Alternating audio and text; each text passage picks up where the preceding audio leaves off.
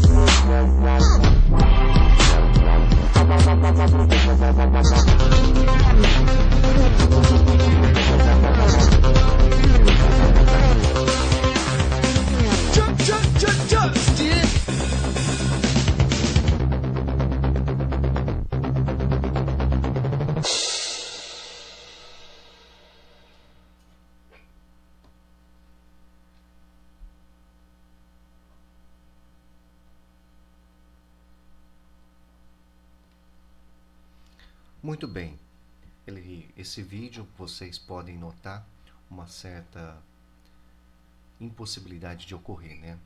Existem fenômenos cujos eventos acontecem numa ordem direta ou inversa, não nos permitindo saber aquele que aconteceu antes ou depois.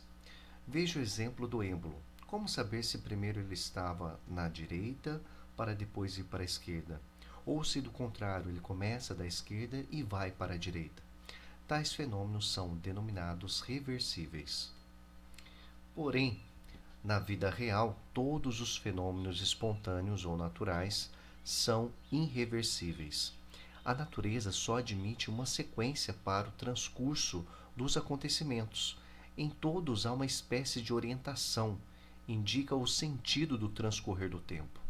Alberto Gaspar.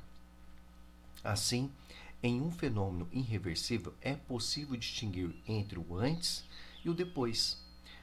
Um copo com água gelada a 10 graus Celsius colocado sobre a mesa a temperatura ambiente de 25 graus Celsius espontaneamente receberá sempre o calor do ambiente, elevando sua temperatura, nunca o contrário. Como a física busca entender e descrever a natureza através de leis, a irreversibilidade dos fenômenos naturais está expressa na segunda lei da termodinâmica. Segunda lei da termodinâmica. Os fenômenos naturais são irreversíveis, porque o calor gerado por eles nunca pode ser inteiramente reaproveitado em outra forma de energia. Aplicando esta regra ao funcionamento das máquinas térmicas, temos que, numa máquina térmica operando em ciclos, pode retirar calor de uma fonte e transformá-la integralmente em trabalho. Repetindo, nenhuma máquina térmica operando em ciclos pode retirar calor de uma fonte e transformá-lo integralmente em trabalho. Então, numa máquina térmica, o calor retirado de uma fonte quente será transformado parte dele em trabalho e o restante rejeitado numa fonte fria, de maneira que matematicamente fica transformação, fonte térmica, a fonte quente é igual ao trabalho realizado mais o calor fornecido para a fonte fria. Para pensar, é a antiga ideia de construir uma máquina que possa perpetuar o seu movimento a partir de uma energia produzida por ela mesma. Pesquise sobre o moto perpétuo e responda se é possível construir tal máquina obedecendo às leis da termodinâmica. O funcionamento de uma máquina térmica é representado pelo diagrama ao lado. O trabalho realizado pela máquina é o resultado da diferença entre o calor retirado da fonte quente e o calor rejeitado da fonte fria. Então, matematicamente, trabalho igual o calor da fonte quente menos o calor fornecido para a fonte fria. E no diagrama, nós temos aqui a fonte quente, a máquina, o trabalho realizado e aqui a fonte fria. Tente identificar na máquina térmica ilustrada a seguir. Letra A, fonte quente, trabalho realizado e fonte fria. Então, na fonte quente é lá onde está o nosso calor, corresponde ao aquecimento da água em uma caldeira, fazendo-a vaporizar. O trabalho realizado corresponde ao movimento do pistão para cima devido à expansão do vapor da água. A fonte fria, com a abertura da válvula. A água fria é liberada dentro do cilindro, fazendo o vapor condensar e tendo resfriamento.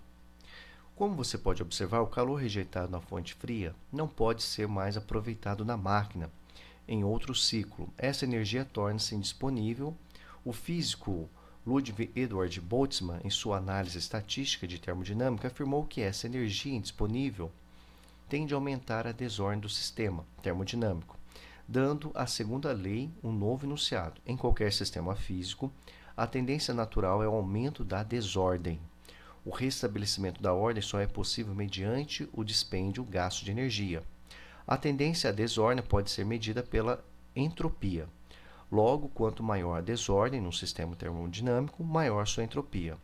Assim, podemos afirmar que, em todo processo natural espontâneo, a entropia do universo sempre aumenta.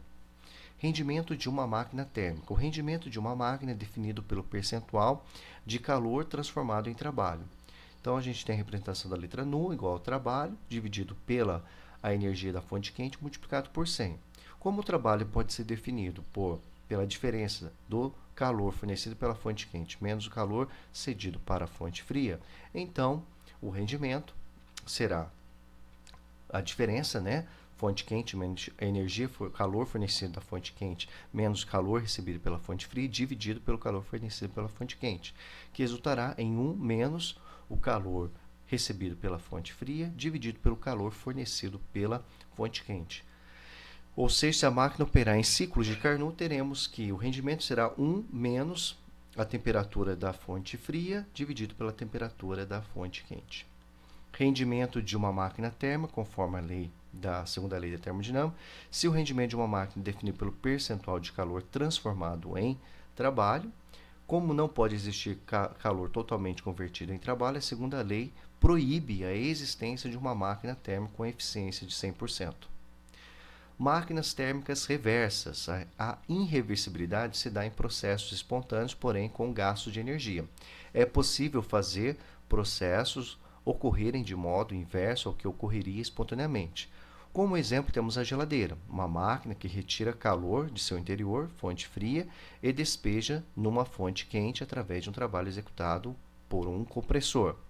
Então, nós temos assim, num refrigerador, temos que fonte fria, a gente tira a energia da fonte fria através do trabalho, refrigerador, e joga para a fonte quente.